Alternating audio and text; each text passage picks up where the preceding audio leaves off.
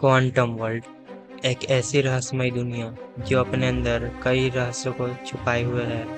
अगर हम इंसान इन सभी रहस्यों के बारे में जान लें तो हमें इस यूनिवर्स पर राज करने से कोई नहीं रोक सकता।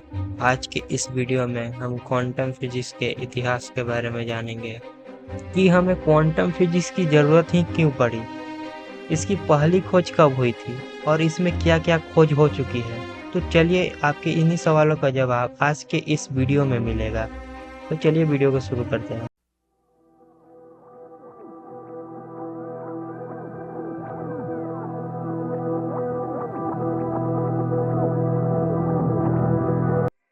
सबसे पहले हम ये जान लेते हैं कि क्वांटम फिजिक्स किस चिड़िया का नाम है। मैं इसका बेसिक इंट्रोडक्शन आपको दे देता हूँ। क्वांटम फिजिक्स और कुछ नहीं, एक साइंस है जो छोटी चीजों जैसे एटम्स, प्रोटॉन, न्यूट्रॉन के बिहेवियर को स्टडी करती है। ये वो दुनिया है जहाँ क्लासिकल फिजिक्स के रूल काम नहीं करते, इन पर सिर्फ क्वांटम फिजिक्स के रूल ही काम करते हैं।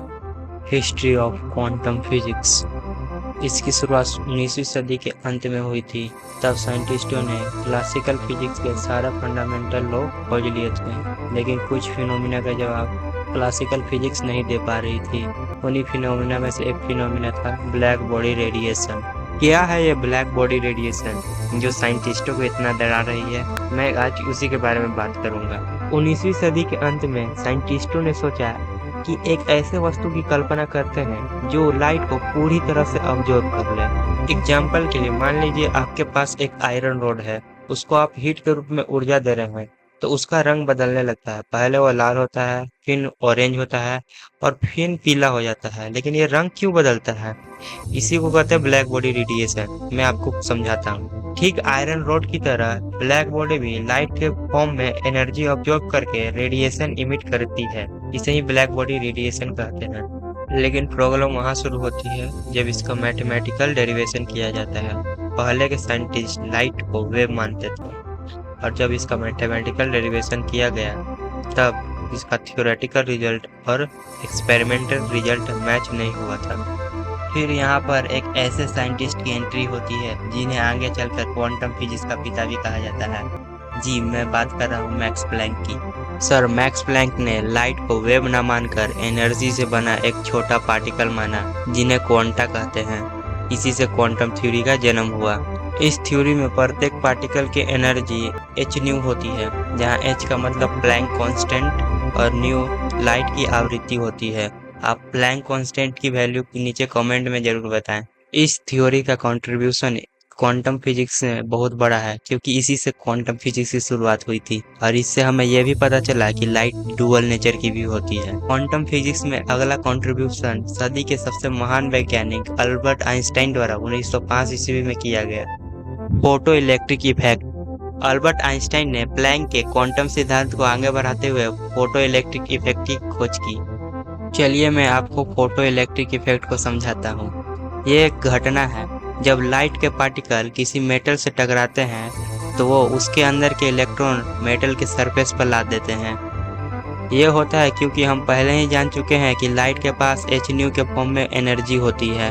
वो अपनी एनर्जी मेटल के इलेक्ट्रॉन को दे देती है जिससे वो सरफेस पर आ जाते हैं।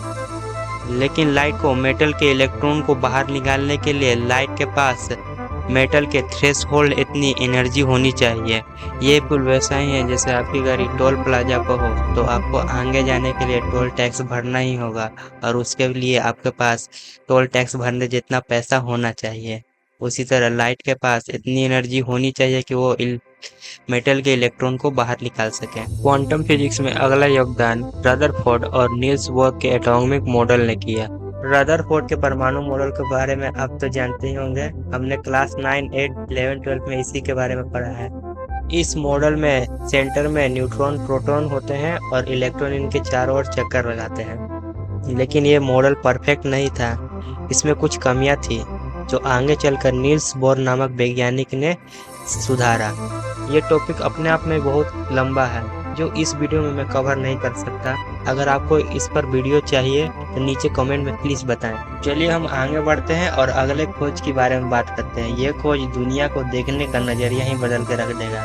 जी, मैं बात कर रहा हूँ 1924 में हुए एक खोज की, वेब पार्टिकल डुअलिटी। जब मैंने आपको इसी वीडियो में बताया था कि लाइट डुअल नेचर की होती है, तब आपके मन में सवाल जरूर आया होगा कि अगर लाइट डुअल नेचर की होगी तो दुनिया में उपस्थित हर एक पदार्थ भी डुअल नेचर का हो सकता है। इसी सवाल के संदर्भ में फ्रेंच वैज्ञानिक लुइस डी ब्रोगली ने वेव पार्टिकल डुअलिटी की खोज की और एक फार्मूला हमारे सामने रखा जिससे हम किसी भी पदार्थ का वेवलेंथ निकाल सकते हैं। इस फॉर्मूले में लैम्डा यानी पार्टिकल का वेवलेंथ, एच प्लैंक कांस्टेंट, जैसा कि मैंने आपको कहा था कि इसकी वैल्यू कमेंट करिए, शायद आपने कर दिया होगा, और बटा में पी यानी मोमेंटम दिया है। इस थ्योरी को देखकर आपके मन में एक सवाल जरूर आया होगा, साइंस यूनिराइज, अगर सभी पदार्थ के पास डुअल नेचर है तो वो चीज हमें क्यों नहीं दिखती? मतलब मैंने किसी वस्तु या आदमी को तो वेव बनते हुए नहीं देखा। इस सवाल का जवाब मैं देता हूँ, ऐसा इसलिए होता है क्योंकि हमारा मास ज़्यादा है, जिससे हमारा मोमेंटम बहुत ज़्यादा हो जाता है। और आपने फॉर्मूले में तो पढ़ा होगा कि लैम्डा यानी वेवलेंथ के व्युत्क्रमानुपाती होता है मोमेंटम, यानी एक बढ़ेगा तो एक घटेगा। इससे हमारा वेवलेंथ इतना छोटा हो जाता है कि वो आंखों से क्या टेलीस्कोप से भी देखना नामुमकिन के बराबर है। इसीलिए हमें डेली लाइफ में वेव नेचर नहीं दिखता।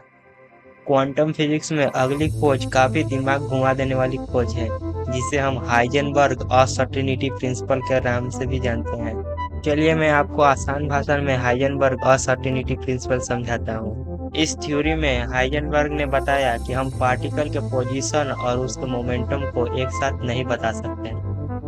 जैसा कि आप अपनी स्क्रीन में देख पा रहे होंगे, डेल्टा एक्ट यानी पार्टिकल का पोजीशन गुने डेल्टा पी यानी पार्टिकल का मोमेंटम एक कांस्टेंट वैल्यू h अपॉन 2 पाई के बराबर है। यानी कि इस फॉर्मूले के मुताबिक यदि डेल्टा एक्स यानी पार्टिकल का पोजीशन पता करना चाहेंगे तो डेल्टा पी यानी पार्टिकल का मोमेंटम हमें नहीं पता चलेगा।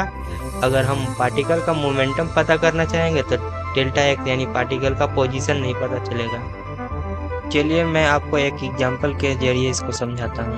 मान लीजिए एक बाइक सड़क पर जा रही है। अगर हम बाइक का पोजीशन पता करना चाहेंगे तो हमें उस बाइक को रोकना होगा, जिससे उसका मोमेंटम पता नहीं चल पाएगा। और अगर हम उस बाइक का मोमेंटम पता करना चाहेंगे तो हमें उसका एग्जैक्ट पोजीशन नहीं पता चल पाएगा। इसलिए हम बाइक का मोमेंटम और पोजीशन दोनों एक साथ नहीं पता कर सकते। उसी तरह हाइजेनबर्ग ने भी कहा था कि हम किसी पार्टिकल का मोमेंटम और पोजीशन एक साथ नहीं पता कर सकते।